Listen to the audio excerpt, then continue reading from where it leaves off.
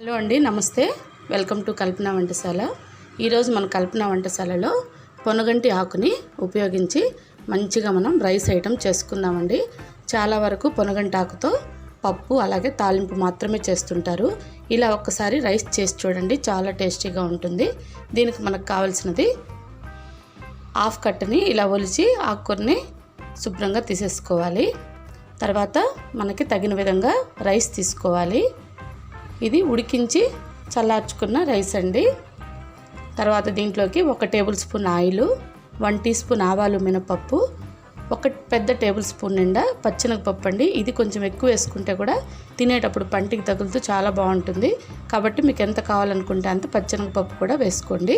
రుచికి సరిపడా సాల్టు, ఎండు కారం పొడి, అలాగే గరం మసాలా కొద్దిగా.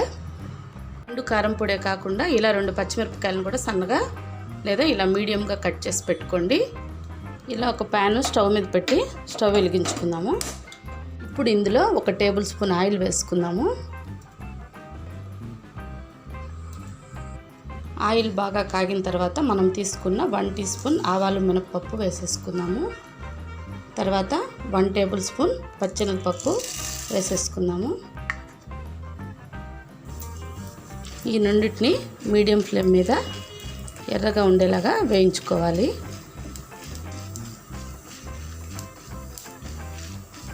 కొద్దిగా కలర్ మారిన తర్వాత పచ్చిమిరపకాయలని యాడ్ చేసేసుకుందాము.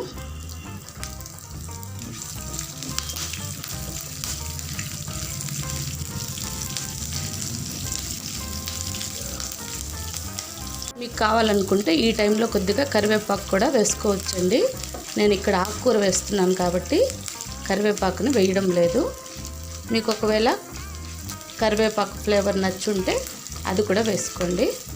ఇప్పుడు ఇలా వేగిన తర్వాత మనం కడిగి పెట్టుకున్న ఆకుకూరని వేసేసుకోవాలి. ఈ ఆకుని బాగా 2 సార్లు కడిగేసి వాటర్ అంతా పోయేలాగా డ్రైన్ చేసేసుకోవాలి. తర్వాత ఇలా పోపులో వేసేసుకోవాలి. ఆకు వేసేసుకున్న తర్వాత ఇదంతా పోపులో కలుపుకుంటూ మనం ఆకుని బాగా వాడ్చుకోవాలి. అయితే సిమ్ టు మీడియం ఫ్లేమ్లోనే మనం ఈ ఆకుని ఫ్రై చేసుకోవాలి. ఎక్కువ మంట పెట్టేయకూడదండి, తొందరగా రైస్ అయిపోవాలని. మీడియం ఫ్లేమ్లో కానీ సిమ్లో కానీ చేసుకుంటే మనకి ఆకు మాడిపోకుండా మంచిగా ఉడికి రైస్ చాలా బాగుంటుంది.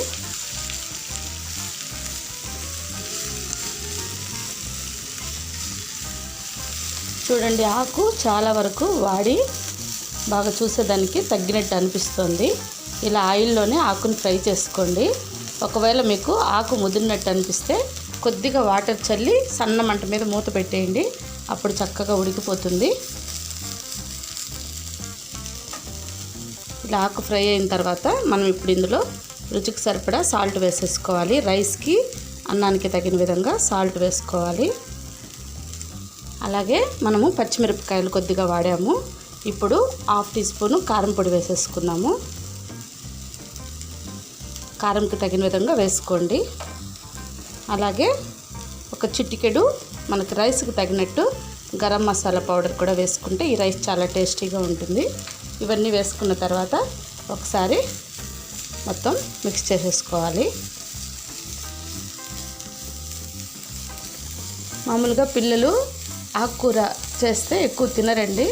ఇలా మనం రైస్ చేసి ఇచ్చేసామంటే రైస్ వెరైటీస్ అన్నీ కూడా పిల్లలు బాగా ఇష్టపడి తింటారు.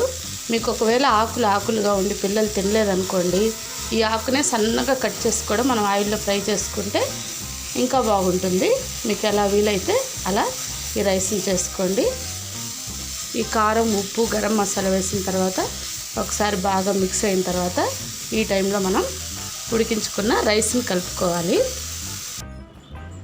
ఇప్పుడు మనం ఇందులో రైస్ వేసేసుకోవాలి.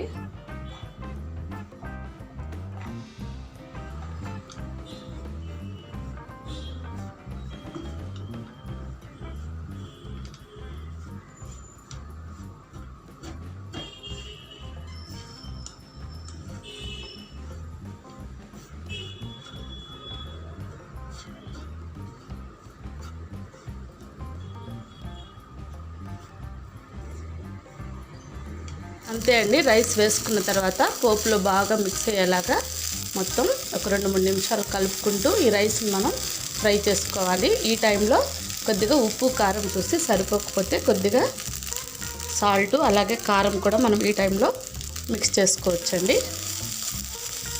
మీకు కావాలనుకుంటే కొద్దిగా కొత్తిమీర కూడా స్ప్రింకిల్ చేయండి, బాగుంటుంది. ఓకే అండి, మనకెంతో ఆరోగ్యకరమైన పొనగంటి ఆకుకూరతో రైస్ రెడీ అయిపోయింది. ఇంకా మనం సర్వింగ్ బౌల్లోకి తీసేసుకొని వడ్డించుకోవడమే. స్టవ్ ఆఫ్ చేసుకున్నాము. ఇలా ఒక సర్వింగ్ ప్లేట్లోకి ఈ రైస్ని మనం తీసేసుకున్నాము. చూసారు కదండి ఎంత ఈజీగా మనం పొనగంటి రైస్ని తయారు చేసేసుకున్నాము. చేయడం చాలా ఈజీ కదండి, అలాగే ఆరోగ్యానికి కూడా చాలా మంచిది. కాబట్టి తప్పకుండా ఈ పొనగంటి ఆకు రైస్ని తయారు చేసుకొని మీ ఆరోగ్యాన్ని మంచిగా కాపాడుకోండి. ఓకే అండి, మా ఈ రెసిపీ మీకు నచ్చినట్లయితే లైక్ చేయండి, షేర్ చేయండి, అలాగే తప్పకుండా సబ్స్క్రైబ్ చేసుకొని పక్కనే ఉన్న బెల్ ఐకాన్ని ప్రెస్ చేయండి. అలా ప్రెస్ చేయడం వల్ల మేము ఏం వంటలు చేసినా మీకు వెంటనే నోటిఫికేషన్ ద్వారా అందుతాయి. చక్కగా మీరు చూసి ట్రై చేసి హ్యాపీగా తిని ఎంజాయ్ చేయించండి. మరో మంచి రెసిపీతో మళ్ళీ కలుద్దాం. బాయ్ అండి. కొత్తగా చూస్తున్న వాళ్ళైతే తప్పకుండా సబ్స్క్రైబ్ చేసుకోండి. అలాగే పక్కనే ఉన్న బెల్ ఐకాన్ని నొక్కడం మాత్రం మర్చిపోకండి.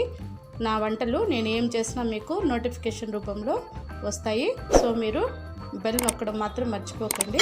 మరో రెసిపీతో మళ్ళీ కలుద్దామండి. బాయ్ అండి.